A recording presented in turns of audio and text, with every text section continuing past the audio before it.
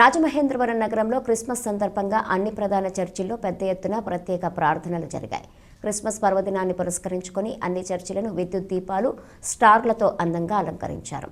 క్రైస్తవులు పెద్ద ఎత్తున తరలిరావడంతో చర్చిల్లో సందడి నెలకొంది. స్థానిక బైపాస్ రోడ్లో ఉన్న మల్లిపూడి నెల్సన్ మెమోరియల్ చర్చిలో క్రిస్మస్ వేడుకలు ఘనంగా జరిగాయి.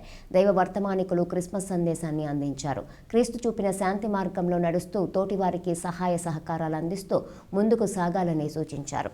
టీడీపీ రాష్ట్ర కార్యనిర్వాహక కార్యదర్శి ఆదిరెడ్డి వాసు చర్చిని సందర్శించి సంఘస్థులకు క్రిస్మస్ శుభాకాంక్షలు తెలిపారు. ఆయన మాట్లాడుతూ క్రైస్తవులందరూ ప్రపంచవ్యాప్తంగా క్రిస్మస్ పర్వదినాన్ని జరుపుకోవటం ఆనందనీయమన్నారు. క్రీస్తు చూపిన మార్గంలో నడుస్తూ అందరూ సమాజ అభివృద్ధిలో భాగస్వాములు కావాలని పిలుపునిచ్చారు. వచ్చే ఎన్నికల్లో మంచి ప్రభుత్వాన్ని ఎన్నుకుంటే ప్రజలందరికీ మేలు జరుగుతుందన్నారు. క్రైస్తవుల సమస్యలన్నీ తెలుసుకున్నామని, త్వరలోనే వాటి పరిష్కారానికి చర్యలు చేపడతామని భరోసా ఇచ్చారు.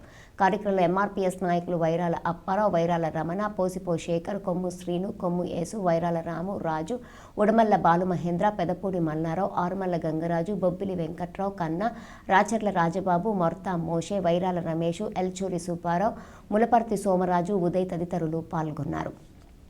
క్రైస్తవ సోదర సోదరిమణులందరికీ కూడా క్రిస్మస్ శుభాకాంక్షలు. ప్రపంచ దేశాల్లో చాలా ఘనంగా క్రిస్మస్ వేడుకలు జరుపుకుంటూ ఉన్నారు.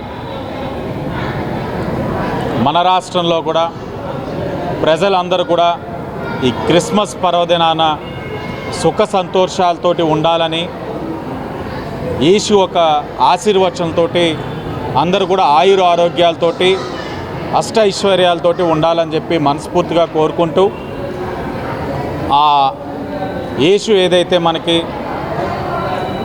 చూపించిన సత్మార్గం ఏదైతే ఉందో ఆ మార్గంలోనే అందరూ కూడా నడుస్తూ ప్రేమని పంచుతూ ప్రతి ఒక్కరిని కూడా సమానత్వంతో చూస్తూ సమాజ హితం కోసం అందరూ కూడా కృషి చేయాలని చెప్పి విజ్ఞప్తి చేసుకుంటూ, మీరు అవన్నీ కూడా ఆచరణలో పెట్టగలిగితేనే యేసు ఒక ఆశీర్వచనం మీరు పొందగలుగుతారని చెప్పి కూడా తెలియచేసుకుంటూ, మరి నిన్నటి రోజున చాలా ప్రాంతాల్లోని క్రిస్మస్ పర్వదినాన ప్రజలందరి దగ్గరికి వెళ్ళి వారి యొక్క సాధక బాధలన్నీ కూడా తెలుసుకోవడం జరిగింది.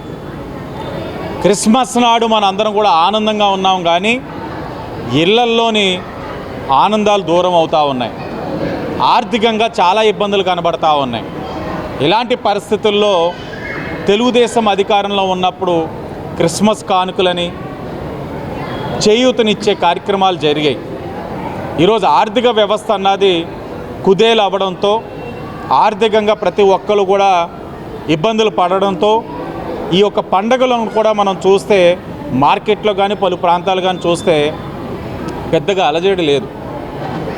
వచ్చే సంవత్సరమైనా యేసయ్య యొక్క ఆశీర్వచనంతోటి సమస్యలన్నీ కూడా తొలగిపోవాలని, తద్వారా ప్రజలందరూ కూడా ఆనందంగా ఉండాలని, మంచి ప్రభుత్వం వచ్చి ప్రజలకి మేలు చేసే విధంగా కూడా అందరూ నిర్ణయాలు కూడా తీసుకోవాలని చెప్పి మనస్ఫూర్తిగా కోరుకుంటా ఉన్నాం.